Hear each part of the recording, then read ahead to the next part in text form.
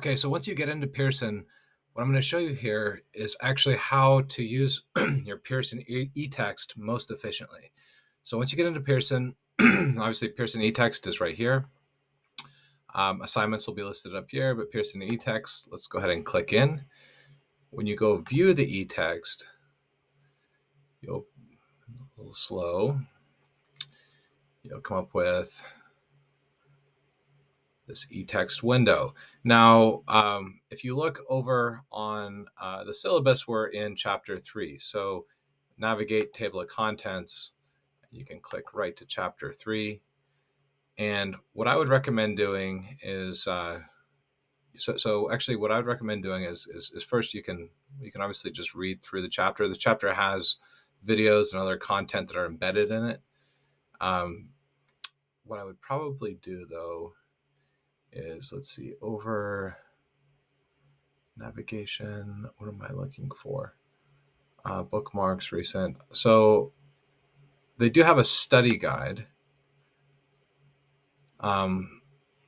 This will help you actually, this will help you to see if you really have the main terms or the main sort of ideas.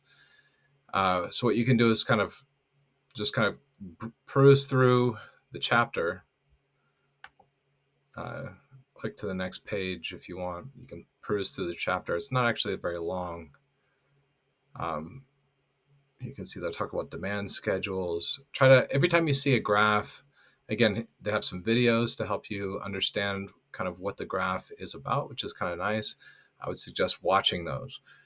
After you kind of read through the chapter, you can test yourself with this study tab and come over here.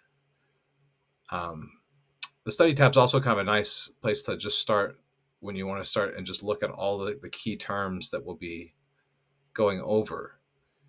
And it's a good thing so all of these key terms are specific terms for a course, and you're going to want to make sure you know all of these. So I know we're introducing some new types of vocabulary, and this is kind of part of it. Now, how can you actually,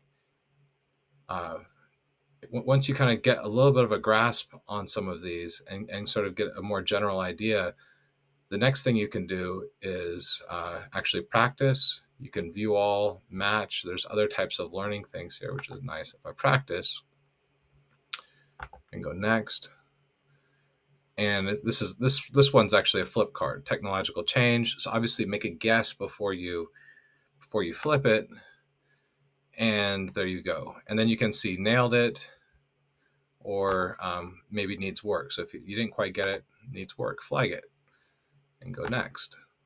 That's a good way to kind of keep track. If you didn't nail it, you can always come back to it and by flagging it that way. So it'll hit you with some more questions. A situation in which the quantity supplied is greater than the quantity demanded. Okay, if it's supplied, if you got more supply than demand, well, you have a surplus. You could submit it. Oh, and it gives you a nice little check mark that you got that right. Okay, next. Type the answer. You can go through. There's different types of tools that you can use. And I'm just trying to introduce you to some of these. Maybe it needs work. Okay, fine. I'm just going to click out of this. I'm not going to go through them all. This is just a nice little tool to augment your learning by reading. So reading, using the study guide, you can view all of these, or just your favorite items, the ones that maybe you missed. This is just showing me this thing again. Okay, I'm sorry. What is match?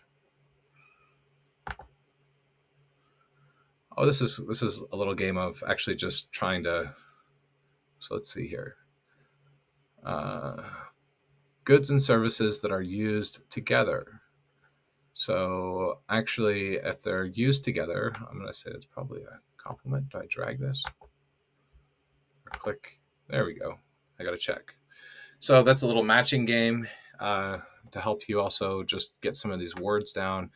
Just play with these tools, see if they work for you. See if it's something that helps, then great. If it doesn't help, you all have your own learning styles. You have to self-evaluate. I'm just trying to show you some of the tools here. And that's really the only purpose of this video, is to introduce you to show you how you can use some of the tools in this text. That's it. Okay.